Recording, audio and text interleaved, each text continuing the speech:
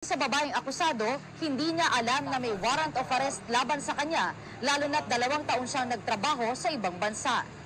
Nangutang-anya siya sa isang lending company noong 2019 at hindi na siya nakabayad ng buo dahil nalugi ang kanyang negosyong kantin noong kasagsagan ng pandemya.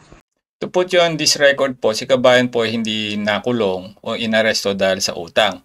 Siya po ay nagkaroon ng kaso base sa bouncing check law. Ang hindi pagbabayad ng utang ay hindi po tinatratong kriminal.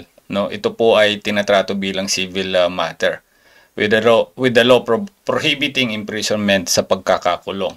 Mautak po yung nagpautang dahil po cheque ang mode of payment. It is important note that BP 22 is a criminal offense, meaning it does not require the complainant to prove intent to defraud. Simply issuing a dishonored check is sufficient na po to constitute a violation of the law. So, ang batas po ang kalaban ni Kabayan, kaya po siya inaresto.